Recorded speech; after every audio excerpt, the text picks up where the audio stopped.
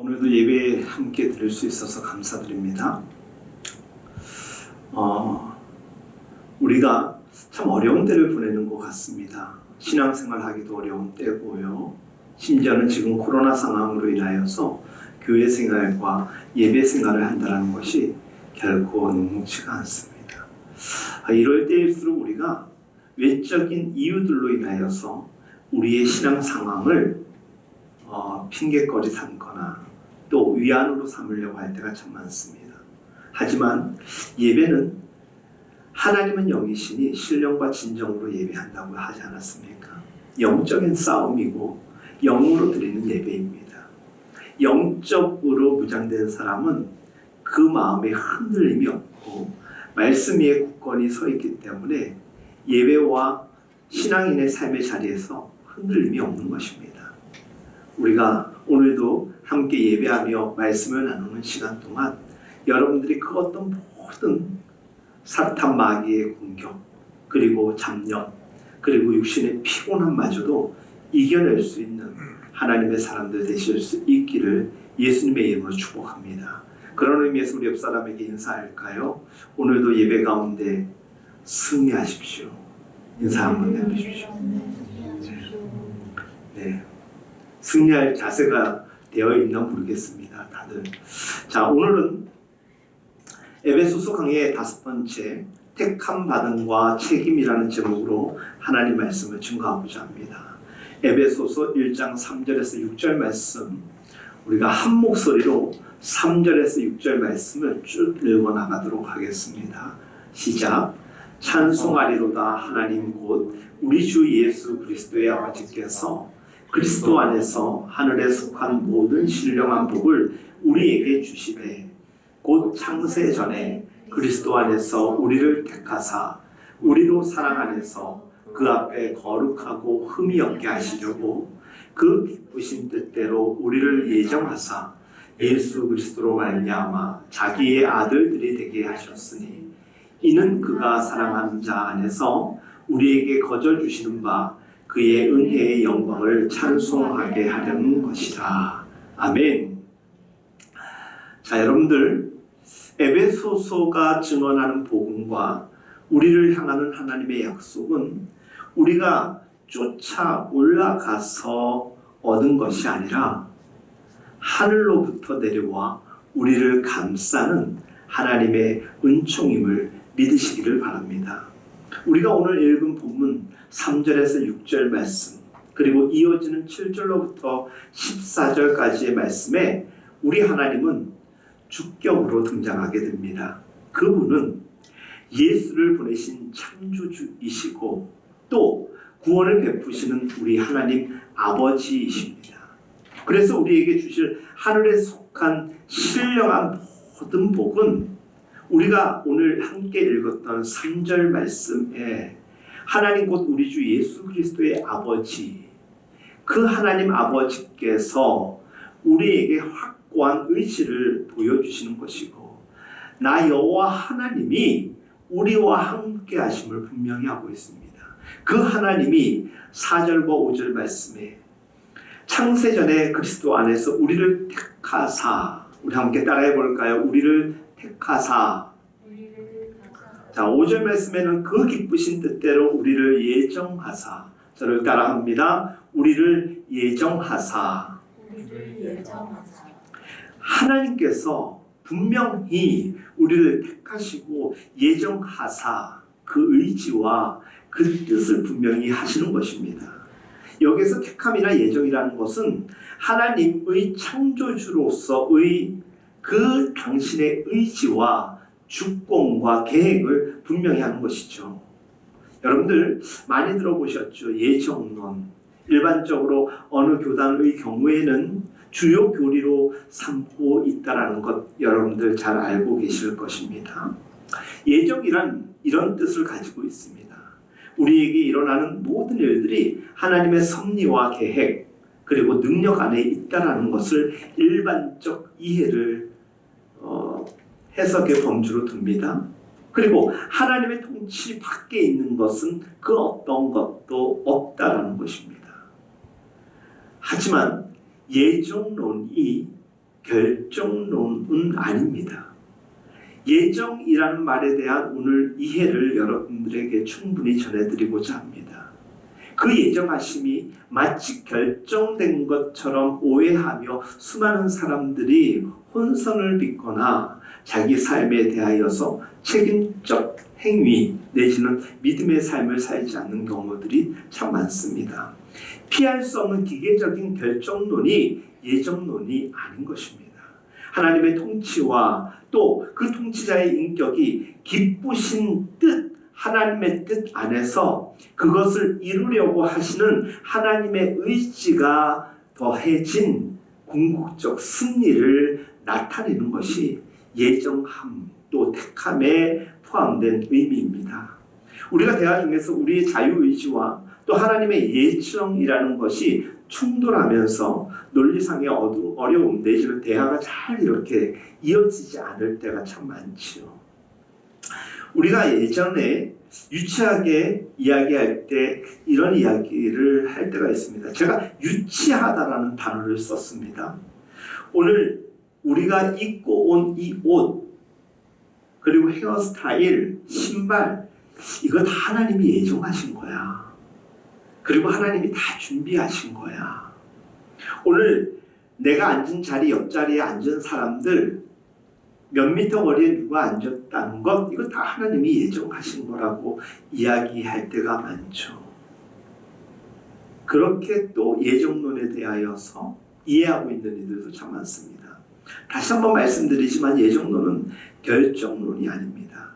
깊은 고민 내지는 타인과의 대화 속에서 우리들이 자꾸 혼동하는 것은 하나님이 예정하셨다, 택하셨다라는 이 말에 대한 의미를 분명히 개념 짓지 않으면 우리는 언제나 이와 같은 대화 속에서 탈신앙인의 삶을 내지는 무책임한 삶을 살아갈 수도 있게 되는 것입니다. 그런 의미가 아니라 우리가 살아가는 세상에서 여러분들 잘 기억해 보십시오.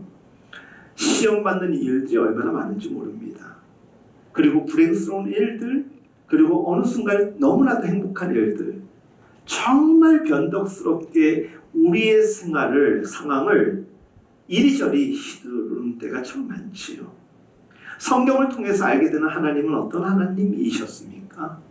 모든 상황 속에서 성경 말씀에 기록되어 있는 것과 같이 은혜롭고 자비로우시며 노하기를 더디하시며 또 인자와 성실이 풍성하신 하나님이라고 우리가 배웠지 않습니까?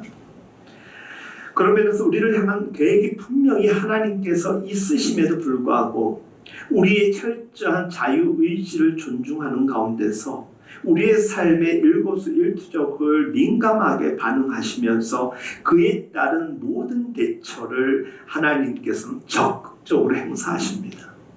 심판하셔야 될 때 그냥 우리에게 적용하면 우리들은 어떻게 되겠습니까? 지금 이렇게 살아갈 수 있는 자들이 있겠습니까? 없지요.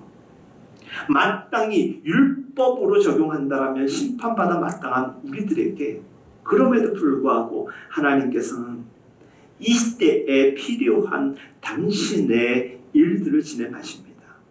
율법적 계약 안에서의 우리의 삶이 만약에 예정적 개념에서 단정 지어진다면 오늘 우리 시대의 탄력적 하나님의 세상 운영은 전혀 생각할 수가 없는 것입니다. 우리 인간의 반응, 삶에 대하여서 민감하게 반응하시면서 어떻게든지 은혜 베풀려고 하시는 것이 예정론의 큰 범주 안에 들어가 있다는 것입니다. 너가 구원받았어. 내 의지와 내 생각과는 전혀 상관없이 이미 구원받았고 넌 구원받지 못했어. 이런 개념이 아니라 하나님은 우리를 사랑하시고 모든 사람들을 구원하시기를 원하시는데 이것이 당신의 계획인데 거기에 우리의 삶이, 우리의 선택이, 우리의 자유의지가 하나님의 뜻대로 행해지지 않고 판단되어지지 않고 선택되어지지 않는 삶의 안타까운 상황일 때도 하나님은 끝까지 포기하지 아니하시고 당신의 구체적 계획들을 많이 준비해 놓으셨다는 것입니다. 오늘 이렇게 예배 중에 합심기도 하는데 음향이 좀 문제가 있었던 것 같아요.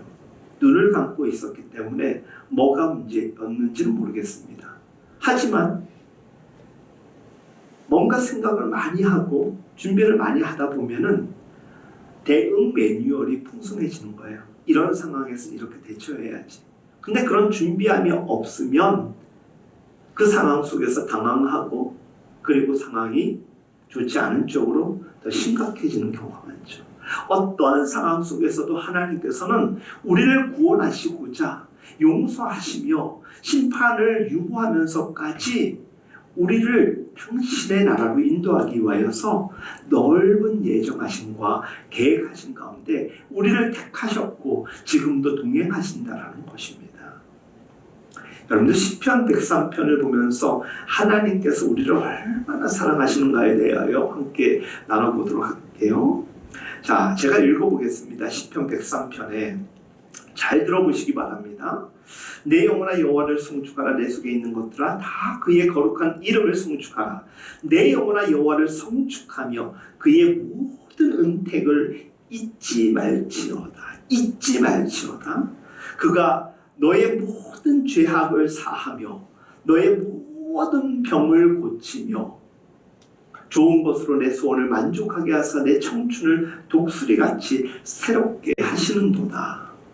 여호와께서 공의로운 일을 행하시며 억압당하는 모든 자들에게 심판하시는도다. 그의 행위를 모세에게 그의 행사를 이스라엘 자손에게 알리셨도다. 여호와는 긍휼이 많으시고 무엇이 많다? 긍휼이 많으시고 또 은혜로우시며 노하기를 더디하시고 인자하심이 풍부하시다. 조금 전에 말씀을 나누었던 이 8절 말씀, 여호와는 긍휼이 많으시고 은혜로우시며 노하기를 더디하시며 인자하심이 풍부하지 않으셨다면 우리 지금 이 시간 살아낼 수 있을까요? 살아있는 자가 있을까요? 모세에게 이스라엘 자손에게 알리신 하나님은 누구이십니까? 하나님은 어떤 분이십니까? 긍휼이 많고 은혜로우시며 노하기를 더디하며 또 인자와 진실이 풍부하심에 대하여서 우리가 출애굽기 말씀을 통하여서 이것을 확정적으로 우리는 발견할 수 있죠. 출애굽기 32장에 보면 어떠한 일이 일어납니까? 이스라엘 백성들이 하나님의 크신 은혜와 인도하신 가운데서 애굽에서 해방하게 됩니다. 그게 출애굽이에요. 다음 주 예배를 썸머 워십의 특별한 어떤 의미를 담아서 여러분들 휴가도 못 가고 우리 여름 캠프도 취소되어서 오늘 오후에 우리 스태프들과 논의할 건데 다음 주 예배는 좀 특별한 예배를 드리고자 지금 기획하고 준비하고 있습니다. 우리에게 있어가지고 일상의 삶이 변화와 또 하나님의 놀라운 은혜가 아니면 살아갈 수가 없지 않습니까? 근데 요즘 코로나 때문에 방에 가만히 갇혀 살아가는 우리들 얼마나 힘듭니까?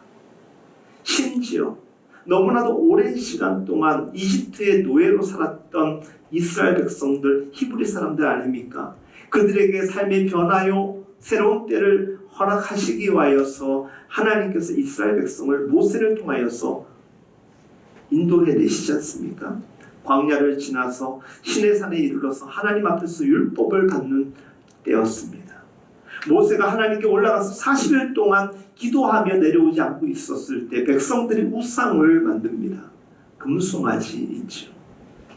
하나님의 진노를 스스로가 자초하는 일이었습니다. 말씀해 보니까 이렇게 나와 있습니다. 한번 잘 들어보십시오. 모세가 본즉 백성이 방자하니 이는 아론이 그들을 방자하게 하여 원수에게 조롱거리가 되게 하였습니다. 이에 모세가 진문에 서서 이르되 누구든지 여호와의 편에 있는 자는 내게로 나아오라. 레위 자손이 다 모여서 그에게로 가는지라. 하나님의 편 들자 선자들이 구별되는 모습입니다. 모세가 그들에게 이르되 이스라엘 하나님 여호와께서 이렇게 말씀하시기를 너희는 각각 허리에 칼을 차고 이 진문에서 저문까지 왕래하며 각 사람이 그 형제를, 각 사람이 자기의 친구를, 각 사람이 자기의 이웃을 죽이라. 그 죽여야 될 대상이 누굽니까? 이웃이고 가족입니다. 근데 그 가족이고 친구들은 어떤 존재였느냐? 금송아지를 만들었던 이들입니다. 우상을 숭배하였던, 하나님이 가장 싫어하는 것 무엇입니까? 나 위에 다른 신을 섬기지 말라 아닙니까? 그런데 그 시간을 인내하지 못하고 참지 못하던 아론과 수많은 히브리 사람들은 금을 모아다가 그들이 숭배해야 될 신을 만들었는데 그게 금송아지였습니다. 그들에게 하나님께서 심판을 들이대셨던 것이었습니다. 모세가 이르되 각 사람이 자기의 아들과 자기의 형제를 쳤으니 칼로 쳤다라는 것입니다. 오늘 여호와께 헌신하게 되었느니라. 그가 오늘 너희에게 복을 내리시리라. 이튿날 모세가 백성에게 이르되 너희가 큰 죄를 범하였도다. 내가 이제 여호와께로 올라가노니 혹 너희를 위하여 속죄가 될까 하노라. 그런데 모세가 마음이 너무 안타까운 거예요. 이 크고 너무나도 안타까운 이 죄 앞에서 살아남을 자 없는데 하나님의 심판이 너무 두려운 거예요. 하나님의 긍휼과 자비를 구하고자 나아가겠다는 것입니다. 모세가 여호와께로 다시 나아가 여짜오되 첫 마디가 무엇이냐? 슬프도소이다. 모세는 범죄하지 않았습니다. 하지만 자기 주변에 있는 이들을 하나님의 사람으로 잃어버리고 싶지 않아서 그들이 하나님의 사람, 구원받은 백성으로 삶의 은혜를 누리도록 하고 싶어서 그는 지금 어쩌면 자기는 살아남았다라는 기쁨에 도취되어 수 있는데 그는 슬픔에 가득한 것이었습니다. 슬프도소이다. 이 백성이 자기들을 위하여 금신을 만들어 싸우니 큰 죄를 여호와 하나님께 지었다라는 것이에요. 오나건대 주께서 기록하신 책에서 내 이름을 지워버려 주옵소서. 자기의 책임의식을 고백하는 것입니다. 그러면서 그가 놀라운 고백을 하지 않습니까? 하나님께서 모세에게 이 백성이 금송아지를 만들었고 나를 노하게 하였기 때문에 내가 너희 백성을 멸하리라, 심판하리라, 그리고 너로 하여금 새 민족을 세울 것이다 라고 말씀하던 그때에 하나님, 저 어리석은 우리 백성들 용서하여 주시고 당신의 이 심판을 거두어 주시고 자비와 긍휼을 베풀어 주옵소서. 혹 정녕 하나님 심판을 하신다라면 저마저도 저들과 함께 할 수밖에 없지 않습니까? 이 백성을 진멸하시려거든 저도 빼주십시오라고 하나님께 말씀합니다. 이때 놀라운 일이 일어납니다. 하나님이 결정하시지 않았어요. 심판하시겠다고, 멸하시겠다고. 근데 하나님께서 뜻을 돌이키십니다.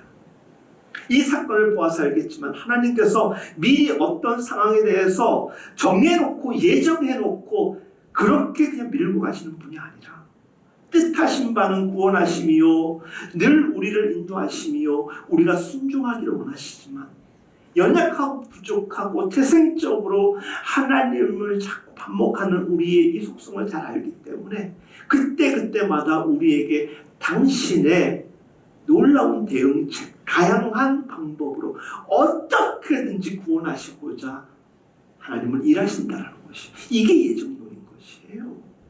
이해되십니까? 창조주 하나님의 창조물 인간을 향한 사랑은 당신의 시간과 방법을 유보하면서까지 예정된 결론을 주장치 않으십니다. 뜻을 돌이켰다라는 이 말씀, 뜻을 포기하였다라는 것이 아니라 하나님이 하나님 당신의 뜻마저도 의지마저도 우리를 위하여 자비와 긍휼로 내려놓으시기까지 하셨다라는 것입니다. 습관적으로 보이는 변덕, 우리가 갖는 그 변덕이 하나님께 적용되는 이 모습이 아닙니다. 하나님의 이 마음의 변화는 참음입니다. 자비인 것입니다. 구체적으로 들여다볼 때 하나님은 뜻을 돌이키십니다. 어떤 때에 돌이키셨습니까? 어떤 때? 화내지 않을 일에 화를 내시는 쪽으로 성경이 증언하는 데는 없습니다. 충분히 심판하실 때요 화나실 만한 때에 하나님은 돌이키십니다. 한 발짝만. 부부싸움이나 사람과의 관계도 그렇지 않습니까? 한 발짝만 누군가가 양보하면은 이게 싸움이 안 일어나요. 왜 그런지 아세요? 둘이 싸워요. 둘이 싸우는데 이게 치열하다 보면 서로 붙어요. 이게 근접거리가 되면은 이게 펀칭이 유효타가 되어버려요. 근데 한 발자국만 물러나잖아요. 휘둘러도 거리가 안 돼가지고 헛스윙이 되는 거예요.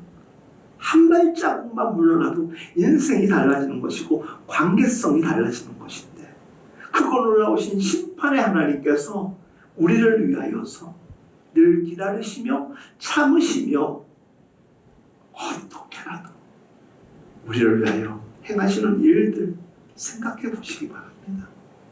마땅히 심판해야 될 자리에서 용서를 베푸시는 일에 하나님은 늘 변함없이 우리를 사랑으로 일관성 있게 대하시는 분이십니다. 그것이 기쁘신 뜻, 그것이 이보다 더 큰 구원이라고 이야기했던 사도 바울, 이보다 더 큰 구원보다 뭐가 있냐는 것입니다. 그러면서 사도의 고백처럼 하나님의 영광이 찬송이 되게 할 수밖에 없는, 찬송이 끊이지 않는 삶을 살아갈 수밖에 없는 것은 이것을 알기 때문에 너무나도 감동이 되고 감격스러운 것입니다.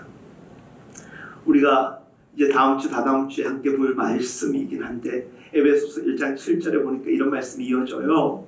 우리는 그리스도 안에서 그의 은혜의 풍성함을 따라 그의 피로 말미암아 죄 사함을 받았다. 예. 이마저도 하나님의 은혜요 기다리심이고 자비요 참음 아닙니까? 이는 그가 모든 지혜와 총명을 우리에게 넘치게 하사 죄인인데 우리를 자녀 삼으시고 넘치는 은혜로 부어주신다는 거예요. 탕자의 비유에 보면 아들을 기다리는 아버지의 마음이요, 그 아들이 거짓골이 되어서 돌아왔을 때 책망하지 아니하고 가슴으로 안으며 그를 위하여 잔치를 벌려주시지 않았습니까? 하늘에 있는 것이나 땅에 있는 것이 다 그리스도 안에서 통일되게 하려 하십니다. 하나님의 자유함과 하나님의 진리와 하나님의 은혜로 이 땅에 죄악된 모든 것들을 갈아엎으시는 거예요. 모든 일을 그의 뜻의 결정대로 일하시는 이의 계획을 따라 우리가 예정을 입어 그 안에서 기업이 되옵니다. 우리 한 사람 한 사람을 하나님께서 당신의 계획 안에서 인도하여 주시고 크고 놀라운 기업이요 민족이 되게 하여 주신다는 말씀입니다. 이는 우리가 그리스도 안에서 전부터 바라던 그의 영광의 찬송이 되게 하려 합니다. 우리가 지음받은 목적을 하나님을 찬송케 하기 위함이라고 우리 함께 나누었지 않습니까? 우리의 존재 자체가 하나님께 영광이요 찬양이 되도록 우리를 포기하지 않으시고 인도하신다라는 것입니다. 그것이 그 하나님의 기쁘신 뜻인 것입니다. 우리에게 영광의 소식인 것이죠. 우리로 하여금 하나님의 영광의 찬송이 되도록 하나님은 그 의지를 꺾지 않으시는 것입니다. 어떻게든지 우리를 구원하시고자 되게 하기 위해서, 사람들 가운데서 어떻게든지 되게 하기 위해서 애쓰는 사람들 종종 보게 되죠. 어떻게든지 안 되게 하려고 하는 대적자들도 있고 안 좋은 사람들도 있는데, 요 몇 주 동안에 교회적으로 여러분들을 다 알 수는 없지만은 많은 일들을 저는 경험하고 있어요. 어떤 분들은 자기 삶을 두고 하나님 앞에, 말씀 앞에 붙잡혀야 되겠다라고 고백하며 말씀 연구와 제자 요청, 제자 훈련을 요청하는 분도 있고요. 또 코로나로 인하여서 위축될 수 있는 교회적 상황 가운데서 어떻게든지 우리가 인원이 작은 개척교회이고 작은 교회이지만 분주하게 교회 내에서 하나님의 일들을 도모해보고 싶어서 쉬는 날이면 날마다 오셔서 청소하시고 뭐 하나라도 이렇게 만지시면서 기쁨을 헌신하는 분들 뭡니까? 우리가 주 없이 살 수 없는 거예요. 오늘 찬양 가사처럼 주 은혜와 더불어 살아가는 존재임을 깨닫는 순간에는 그 기쁘신 뜻을 이루기 위하여서 우리는 살아가는 것입니다. 하나님의 영광의 찬송이 내 삶과 내 몸짓으로 고백될 수 있도록 애쓰는 것입니다. 되게 하기 위하여서 하나님이 그토록 나를 위하여 그리하셨다는 것을 알기 때문에 이제는 내 몸을 쳐서라도 주를 위하여 이 죄악된 인생 하나님의 사람 되기 위하여서 하나님의 일하신 거에 비하면 아무것도 비교할 바가 아니지만 더 노력하고 최선을 다하는 것입니다. 여러분들, 우리가 아무리 애쓰고 수고하여도 아무리 노력하여도 하나님이 일하시고 수고하신 거에 비하면 아무것도 아닙니다. 하나님의 이 예정과 택하심의 원뜻을 바로 알게 된다면 우리의 삶의 자리는 늘 기쁨의 찬송으로 더하게 될 것입니다. 여러분, 하나님은 긍휼이 많으시고 또 은혜로우시며 노하기를 더디하시는 분이라고, 인자와 진실이 풍성한 분이라고 말씀을 드렸지 않습니까? 하나님의 택하심과 은혜 베푸심 예정은 아주 고집스러울 정도로 인간애로 충만하십니다. 시편 103편에 이렇게 기록되어 있습니다. 자주 경책하지 아니하시며 노를 영원히 품지 아니하시리로다. 우리 사람들 관계 보십시오. 한번 틀어지면 어떻게 됩니까? 무덤까지 가는 사람들 많아요. 심지어는 교회 안에서 이런 소리 들어보셨습니까? 내가 저 권사님 앞으로 얼굴도 안 볼 거라고. 저분이 모임에 나오면 난 안 갈 거라고. 이게 교회 안에서도 일어나고 있는 우리의 모습입니다. 안타깝죠. 근데 하나님께서는 자주 경책하지도 않으시고 노를 영원히 품지도, 하나님이 푸신다는데, 하나님이 우리를 위하여 용서하시고 사랑으로 덮으신다는데 우리는 어떻습니까? 이게 풀지 않아요. 좀처럼 관계를 풀 생각도 의지도 없어요. 우리의 죄를 따라 우리를 처벌하지는 아니하시며 우리의 죄악을 따라 우리에게 그대로 갚지 아니하신다. 누가? 하나님이. 이는 하나님이 하늘이 땅에서 높은 같이 그를 경외하는 자에게 그의 인자심이 크심이로다. 크신 하나님, 크신 하나님의 은혜와 사랑 덕분에 오늘 우리가 여기 있는 거예요. 그 택하심이, 하나님께는 때로는 안타깝고 속상한 적도 많으시겠지만은 그분은 우리를 포기하지 않고자 끊임없이 우리에게 러브레터를 보내시는 거예요. 프로포즈를 하시는 거예요. 저는 이런 하나님이 너무 좋은 거예요. 제 삶의 뒤안길을 제가 잘 알지 않습니까? 저 같은 사람이 어떻게 목사의 자격이 있겠습니까? 제 삶을 조금 전까지만 생각을 해도 생각하지 말아야 될 것들, 하지 말아야 될 행동들로 얼마나 퍽퍽되어 있는지 모릅니다. 그런데 그 하나님이 나를 심판하지 않으시고 택하시고 놓지 않고자 끝까지 하나님을 어떻게든지 벗어나려고 하는 내 힘을 꺾고 나를 붙잡아 주시기 때문에 오늘 제가 여러분들이 살아갈 수 있는 것입니다. 어떻게든지 흠집내어서 세상 한 구석으로 곤두박질치게 하려고 하는 것이 세상 사람들이라면 하나님은 달라도 너무 다르신 분입니다. 우리의 못난 것을 덮어주시고 우리의 떨어져 나갈 수밖에 없는, 버림받을 수밖에 없는 삶을 하나님께서는 은혜와 자비로 새로운 존재로 이끌어 주시고 계신 것입니다. 그 기쁘신 뜻을 여러분들이 알게 되었고 품게 되었다. 이게 복음 아닙니까? 그 일을 위해서라면 하나님은 그 무엇과도 타협하지 않으십니다. 그 무엇과도 계획을 중단하는 일이 없으십니다. 포기하지 않으십니다. 확정된 결정이 예정론이 아니라 언제나 우리를 구원하고자 일하시는 그 계획과 예정을 가지고 계신 분이 하나님이심을 믿으시기를 바랍니다. 오늘 말씀에 우리를 택하셨다, 우리를 위하여 예정하셨다, 그 말의 의미가 바로 이런 것입니다. 동이 서에서 먼 것 같이, 동이 서에서 먼 것 같이는 무슨 말입니까? 끝과 끝이라는 거예요.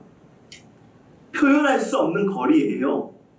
그런데 동이 서에서 먼 것 같이 우리의 죄과를 우리에게서 멀리 옮기셨다는 거예요. 우리의 흔적, 안 좋은 죄의 삶의 흔적들 다 우리로부터 지우셨고 심지어 멀리 떠나 버리셨다는 거예요. 아버지가 자식을 긍휼히 여긴 같이 여호와께서 자기를 경외하는 자를 긍휼히 여기시고, 이는 그가 우리의 체질을 아시며 우리가 단지 먼지뿐임을 기억하여. 우리의 체질 뭡니까? 언제든지 쉽게 죄악에 노출되고 넘어지는 그런 존재인 걸 아시다 보니까 더 크신 분이잖아요. 더 넓은 마음으로 우리를 품으시는 거예요. 자식들 키우는 분들 어떻습니까? 자식들이 제 맘 같지 않지 않습니까? 그렇죠? 그럼 자식들은 요즘에 할 말 다 해요. 부모도 제 마음 같지 않다고. 예? 어떻게 부모가 돼서 내 마음도 이렇게 몰라주냐고 이렇게 서운한 소리 하는 분들이 있을 수도 있잖아요. 누가 어찌되었든 간에 큰 자가 위대한 겁니다. 하나님은 우리랑은 비교할 수 없는 크신 분입니다. 크신 하나님이 우리를 늘 이렇게 품어 안아주시는 겁니다. 우리는 어떤 존재입니까? 죄투성이의 못난 존재 아닙니까? 그런 죄투성이의 못난 존재인 우리들을 예정하시고 택하시며 하나님의 자녀 삼아 주셨습니다. 이것이 하나님의 계획인 것이고 이것이 하나님의 은총인 것입니다. 여러분들, 그런 의미에서 우리의 삶의 순간순간은 그 어떤 것도 운수 따질 문제가 아닙니다. 가끔 보면 운이 좋아가지고 재수가 좋아가지고 그거 아니에요. 하나님의 계획하심 안에 있는 거예요. 그 계획하심을 잘 이해하셨으리라 믿습니다.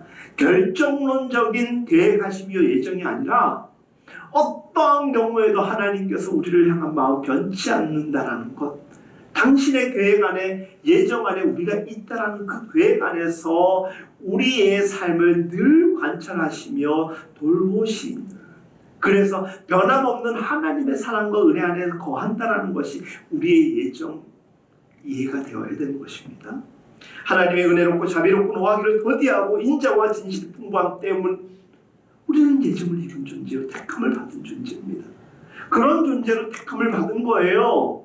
우리가 잘나서 우리가 믿음이 뛰어나서 구원받고 택함 받은 것이 아니라 하나님의 계획 안에서 우리가 택함 받았고, 그 택함의 범주 내에서 우리가 죄악 안에서 연약함을 보여도 하나님이 이해하시고 사랑하면서 계속적으로 구원의 계획을 이끌어 가시는 것입니다. 여러분 그 소돔과 고무라 사건, 우리 여기서 성지순례 갔다 온 분이 있습니까?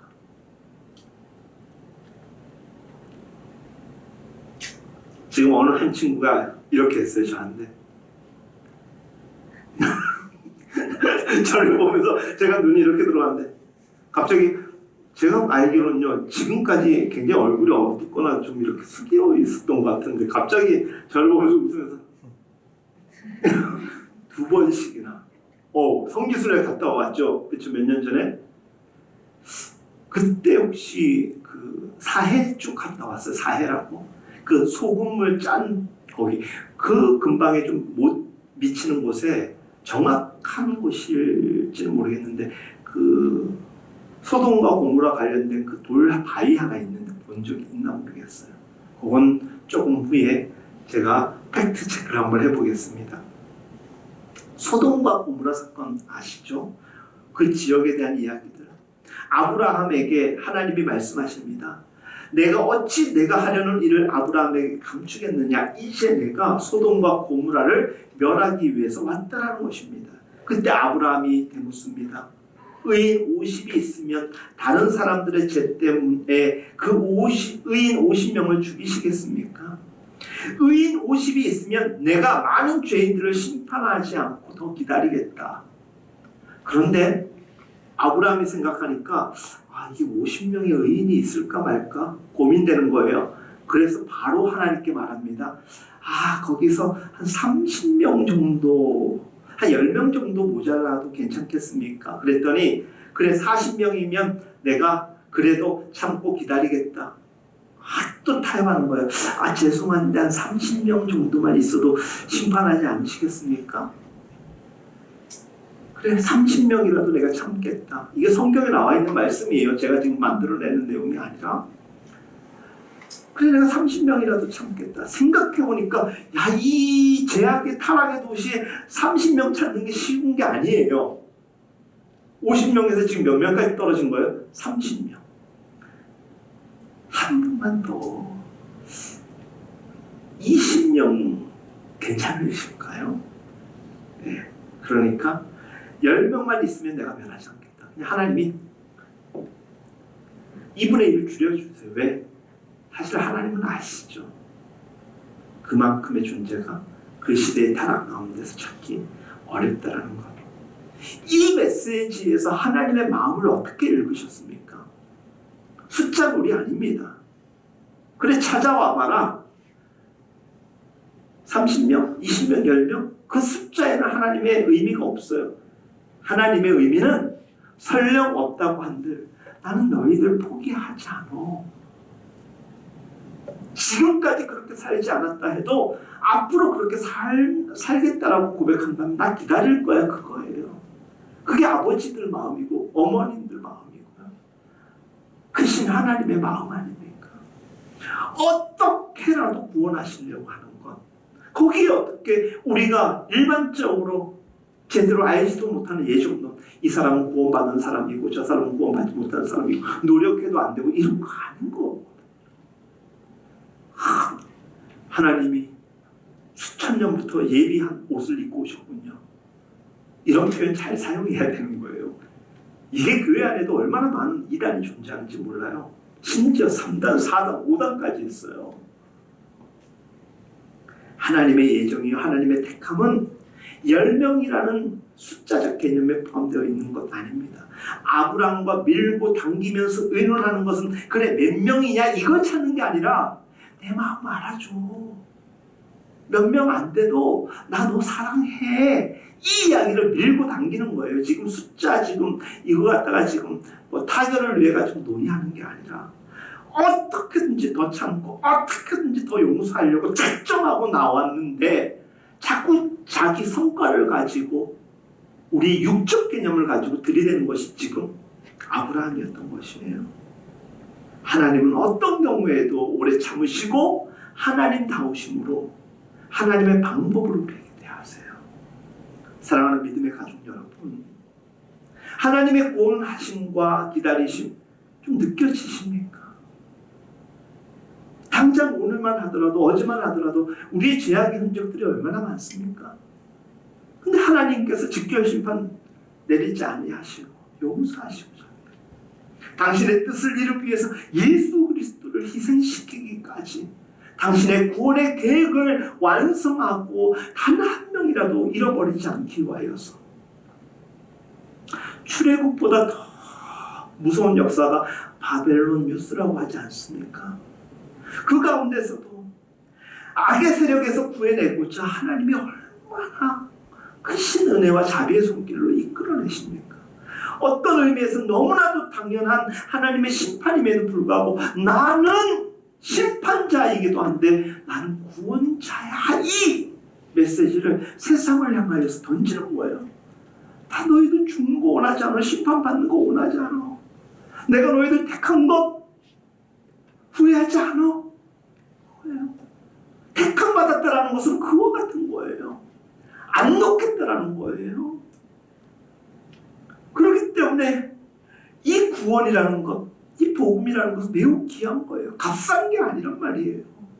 어떻게든지 우리를 당신의 자녀 삼기기 위하여서 심지어는 수치와 모멸을 당하면서까지 구원의 계획을 이루어 가시는 분이 하나님이십니다. 여호와의 이름이 모욕당하고 수치를 당했던 수많은 역사의 흔적들이 많음에도 불구하고 성정이 안 좋은 사람이라면 당장 뭐 뒤엎었겠죠. 근데 하나님은 꼭 참으세요. 그리고 사랑으로 녹여버리시는 거예요. 우리를 원하시기 위해서 택한 백성 끝까지 책임지기 위해서 하나님 하나님이 책임지심이 얼마나 대단한지 몰라요. 오늘 설교의 제목은 택함 받음과 책임이에요. 근데 뒤에 나와 있는 이 책임은 우리의 책임을 이야기하는 거예요. 우리도 조금은 영적 무게감을 가지고 살자는 거예요. 하나님이 우리에게 주신 이 구원이 얼마나 귀한 것이라는 것 좀 알자라는 거예요. 하나님은 자기의 기쁘신 뜻, 그의 의지, 그의 예정, 약정이 되었든 계획이 되었든 목적이 되었든 하나하나도 포기하지 않기 위해서 당신의 가용한 모든 방법을 사용하시는 거예요. 이 큰 구원은 지구의 몇 배, 몇 천 배 계산할 수 없는 엄청난 무게감이요 책임감인 것이에요. 하나님은 그렇게 성실하게 당신의 책임을 지시려고 노력하는데 우리는 우리에 대한 하나님을 향한 책임감을 가지고 신앙생활하고 있습니까? 죄악된 삶의 순간순간에 쉽게 넘어지는 것 그리스도인의 무책임함인 것입니다. 내가 신앙을 가지고 있고 신앙에 대한 의지가 분명하다면 어떻게든 죄와 싸워서 승리하려고 이겨내려고 노력해야 되는 거예요. 예배 시간에도요. 집중. 네? 앞에다가 집중이라는 말을 써놓고 네? 예배를 참석하고 설교를 들으세요. 왜? 순간순간. 저도 가끔 보면요. 스마트폰을 습관적으로 봐요. 뭘 할 때도. 습관이에요. 뭐 중요한 일이 있어서 그런 게 아니라. 그러니까 아싸리 이거를 내 몸에서 분리시키지 않으면 그런 의지가 없으면 우리 종로로 되는 거예요. 예배에 하나님께 철저하게 나아서기 위해서는 우리의 몸과 마음 자체도 좀 달리 해야 되는 거예요. 예배당에 나오기 전날에도 여러분들 신체 리듬을 좀 관리하셔야 되는 거예요. 어제 몇 시에 주무셨습니까? 어제 넘치는 체력으로 동네를 수십 바퀴 뛰었다면 그거 성실하게 예배 준비하는 거 아니에요. 엄청나게 준비하라는 건 아니에요. 근데 예배가 해방될 만큼 문제될 일들을 제거하는 것도 예배자가 준비해야 될 일입니다. 왜?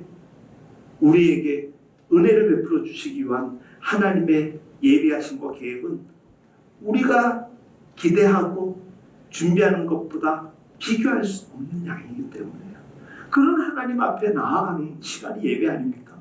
근데 우리가 그냥 눈 떴다고 해가지고 대충 비비고 그냥 교회 나와서 앉아 있는다고 될 일이 아니에요.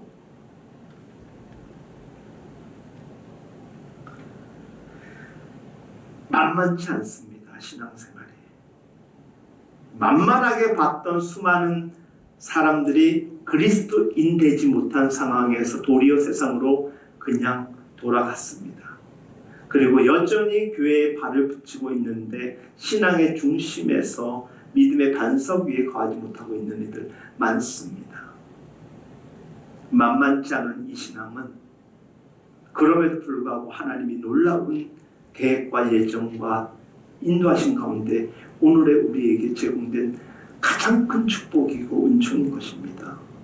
비록 감당할 수 없을지라도 감당치도 못할 우리지만 할 수 있는 최선으로 무거운 책임감을 가지고 우리에게 베풀어 주신 그 구원에 반응할 수 있어야 되는 것입니다. 하나님이 사람이 되기까지 인간이 되신 구체적 계획 사건, 구체적 증거를 가지고 우리는 믿는 거예요. 대수롭지 않고 보잘것없는 우리가 무엇이간데 친히 몸을 입어 이 땅에까지 오셨고 죽음으로 부활을 통하여서 첫 열매가 되어주시며 우리에게도 이어지는 열매의 소망을 허락하여 주시지 않았습니까? 절대로 포기하지 않으십니다. 절대로 놓지 않으십니다. 무엇입니까? 너는 나랑 각각이 아니라 패키지라는 거예요. 절박한 마음으로 들으십시오. 패키지라는 거예요. 패키지. 우리는 패키지예요. 패키지. 하나님이 엮으신 패키지예요. 패키지이기 때문에 우리는 함께 울고 함께 웃어야 되는 거예요. 교회가 얼마나 개인 플레이가 오는 시대에 많은지 몰라요. 아니에요. 초대교회가 서로 나누고 통용했던 것 무엇입니까? 은혜를 경험하고 경험하니까 모든 것이 하나님의 은혜 안에서 제공된 것이에요. 가는 거예요.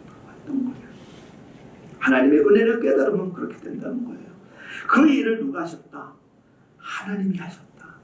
그 일을 계획하시고 그 일을 여전히 변함없이 포기하지 않으시고 끌고 가시는 분이 하나님이시라는 거예요. 빌립보서 2장에 보면 이런 말씀이 나옵니다. 어떤 말씀이 나오냐?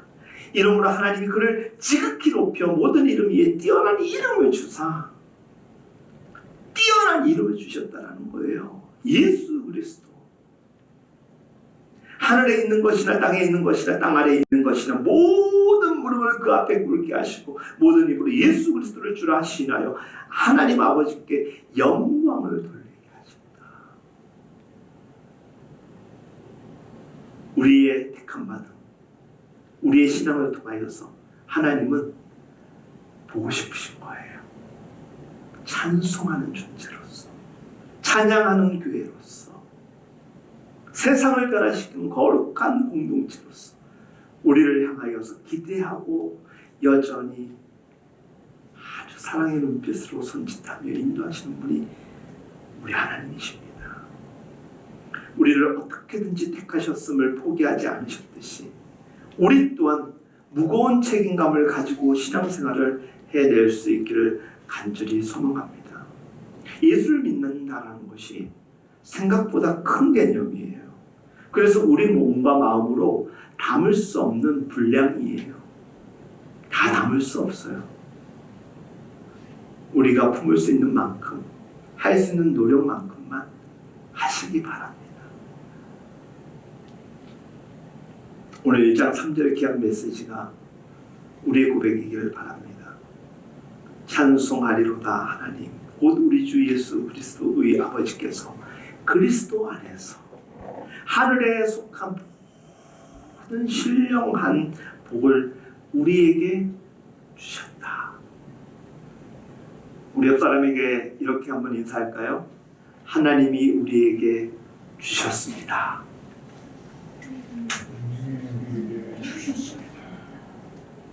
어제 아침에 어느 성도님하고 제자 훈련을 할 때도 그런 대화를 나눴거든요. 하나님이 우리에게 주시는 복은 우리의 삶의 자리에서 감사함과 기쁨으로 살아갈 수 있는 자세요, 우리의 생각이요, 우리의 방법론 같은 것들이에요. 그걸 주심으로 해서 얼마든지 세상이 복으로 여기는 물질이요, 재물을 취할 수 있는 가능성과 기회를 다른 사람보다도 우리에게 더 많이 허락하여 주시는 거예요. 근데 우리는 우리의 자세와 생각 이런 것들은 갖추지 아니하고 돈 주세요, 명예 주세요, 복이 아닌 거예요. 우리에게 하늘에 속한 모든 신령한 복을 주셨다. 그 주심은 무엇일까요? 당장 여러분들 뭘 잘해가지고 100만 원, 1000만 원 1억을 드리면요, 이게요 오랫동안 우리를 윤택하게 할 것 같은데 이게 빠지듯이 축축축 빠져가지고 어느 순간 지어지는 게 없어요. 하나님이 우리에게 주신 것은 작든 크든 그것을 유지하고 관리하고 그것을 확장시킬 수 있는 마음이요, 자세요, 생각의 구조, 믿음이라는 것이 바로 그거거든요.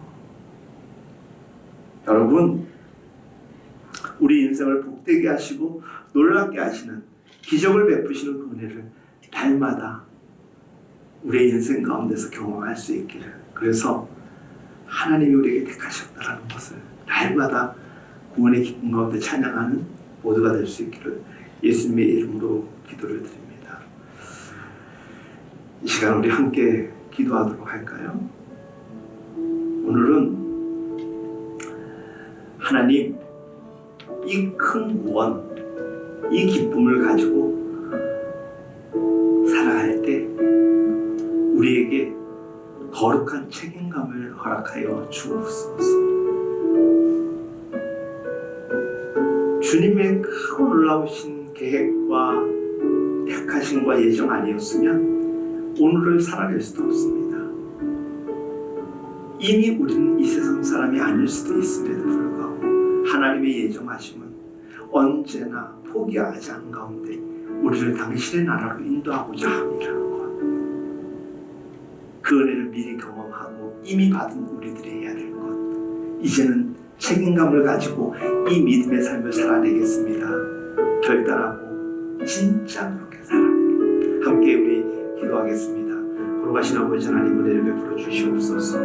거룩한 믿음으로 살아가게 하여 주옵소서. 진실한 믿음으로 살아가게 하여 주옵소서. 비록 험하고 힘든 땅이지만 하나님, 이 광야에서 만나를 허락하여 주시는 그 주님 만나게 하여 주시고 약속의 하나님과 주님 하나님을 동행하며 살아가게 하여 주옵소서. 우리 사랑하는 성도들 정말 택함 받았으며 영광을 누리게 하여 주시고 기쁨을 누리게 하여 주옵소서. 우리의 삶을 돌아보면 결코 택함 받을 수도 없었지만 택함을 받았습니다. 택함을 받았음에도 불구하고 우리의 삶의 모습을 보면 벌써 마땅히 버림받았어야 되는데 하나님의 계획과 택하심은 포기하지 않는 자녀입니다.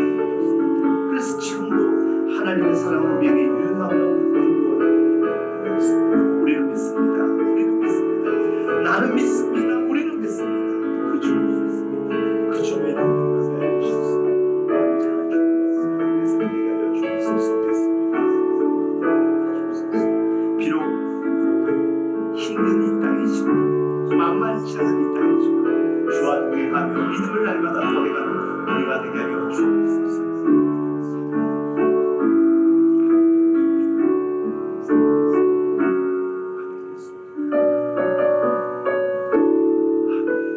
나는 믿네 함께 고백할까요? 나는 믿네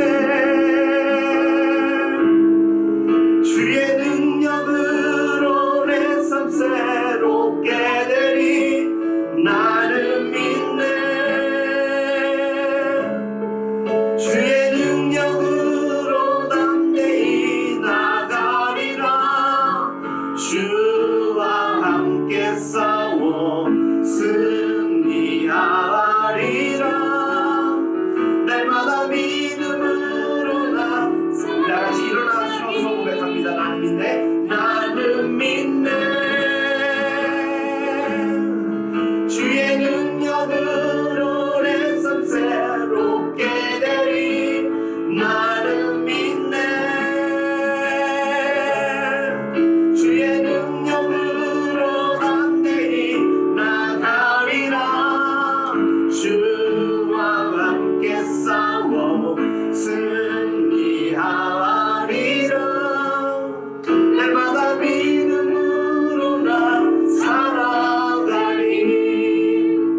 그렇습니다. 하나님, 주와 함께라면 내가 포기하여도 하나님이 포기하지 않으심이 너무나도 감사합니다. 너무 많이 포기했었던 지난 날들 가운데서도 하나님은 포기하지 않으셨고 그런 가운데 오늘에 이를 수 있었습니다. 그리고 우리가 지금 주님을 예배합니다. 이 놀라운 하나님의 택하심을, 이 영광을 잊지 아니하며 날마다 기억하며 우리의 삶의 자리에서 믿음의 책임감을 가지고 감사하며 기쁨으로 살아가는 우리 사랑하는 성도들 되게 하여 주시옵소서. 오늘도 하나님 그 감사와 기쁨으로 예배합니다. 우리의 예배를 받아 주옵소서. 또한 하나님 주신 것이 또 너무나도 많고 늘 우리와 함께 하심으로 인하여서 우리의 존재가 주님의 살아계심이 되게 하심을 감사하는 마음으로 이 시간 마음으로 물질로 여러 가지 종류의 이름으로 헌금을 드리고 예물을 드렸습니다. 또 앞으로 우리의 삶을 하나님께 온전히 드리겠습니다며 믿음을 고백하며 올려드린 이들도 있습니다. 축복하여 주셔서 우리의 삶을 통하여서 찬송 받아 주시옵소서. 여호와는 내게 복을 주시고 너를 지키시기를 원하며 여호와는 그의 얼굴을 내게 비추사 은혜 베푸시기를 원하며 여호와는 그 얼굴을 내게로 향하여 드사 평강 주시기를 원하노라. 아멘. 아멘.